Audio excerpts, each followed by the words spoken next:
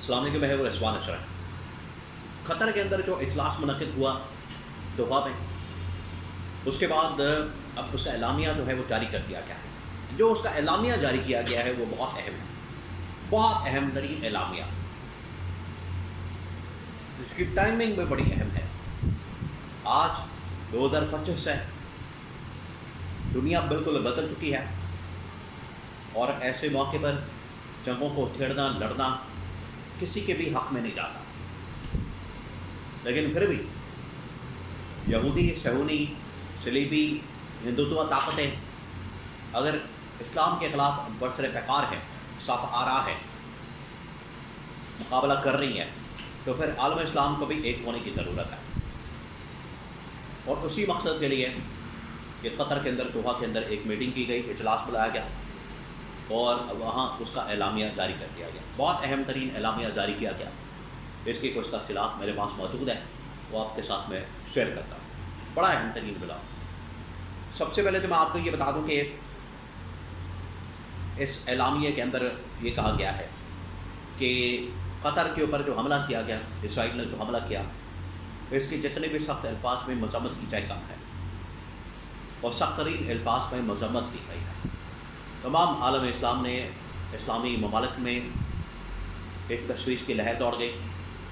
اس حملے کے بعد، اور یہ بڑا عرصہ پہلے ہو جانا چاہیے تھا، جب اسرائیل یہاں پر دندناتا پھر رہا تھا۔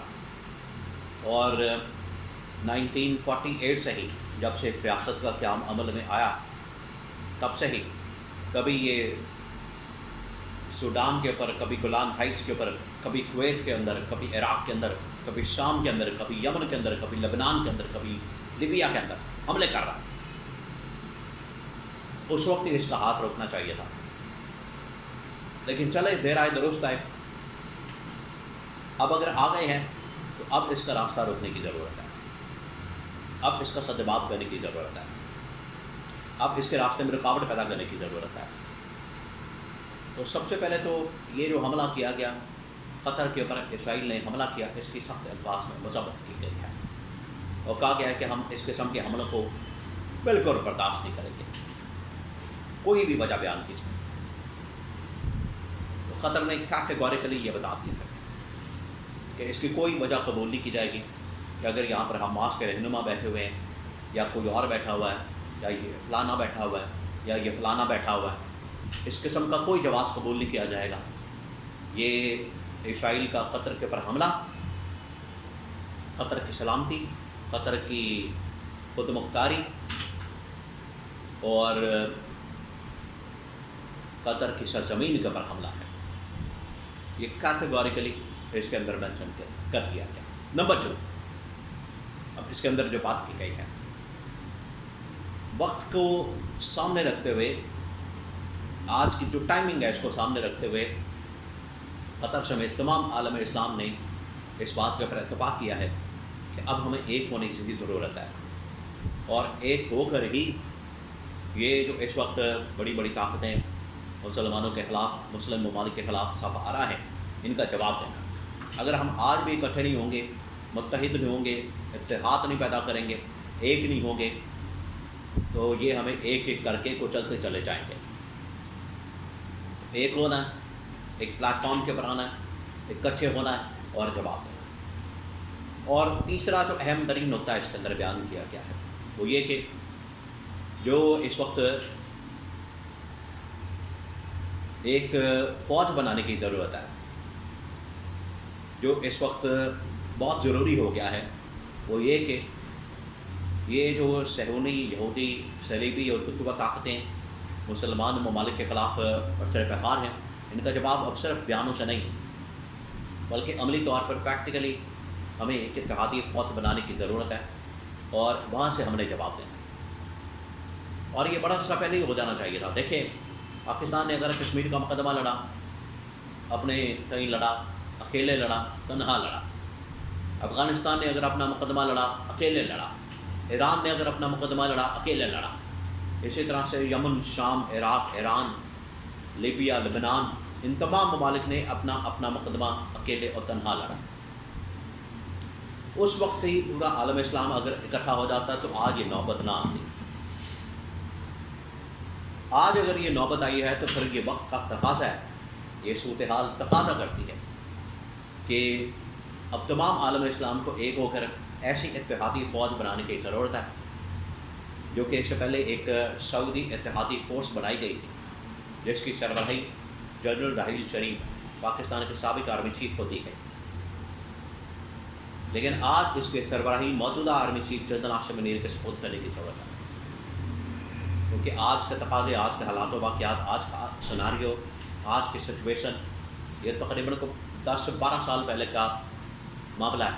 جنرل راحیل شریف کو سعودی فورس کا کمانڈر بنانا، لیکن آج 12-15 سال بعد تقاضے بدل چکے ہیں، ریکوائرمنٹس بدل چکی ہیں، آج جنرل عاصم منیر کو لیڈ کرنے کی ضرورت ہے اور اس معاملے کو اپنے ہاتھ میں لینے کی ضرورت ہے، اس کی کمانڈ اپنے ہاتھ میں لینے کی ضرورت ہے، بلکہ تمام عالم اسلام کو کمانڈ ان کے سپورٹ کرنے کی ضرورت ہے۔ اگر اتحادی فوج بنانی ہے، اتحادی فورس کو اگر آپ نے پریکٹیکلی بنانا ہے، اور نمبر 2،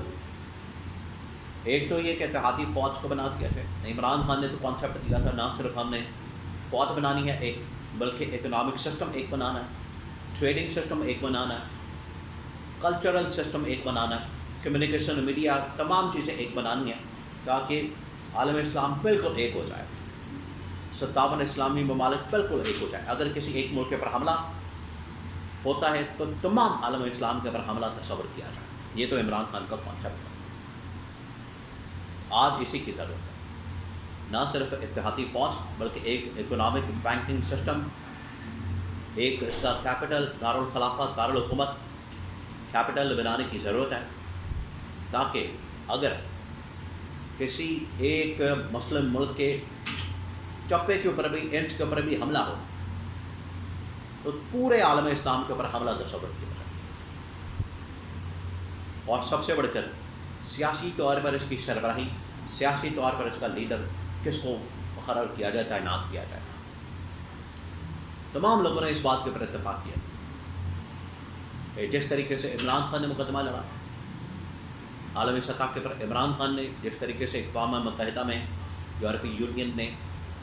یونین میں، امریکہ میں، برطانیہ میں، کینیڈا میں جو مقدمہ عمران خان نے لڑا، مسلمانوں کا،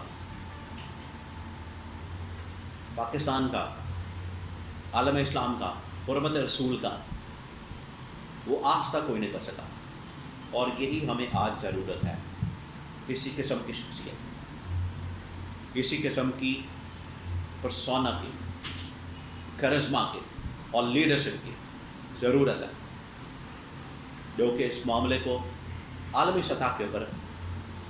ہائی لائٹ کر سکے۔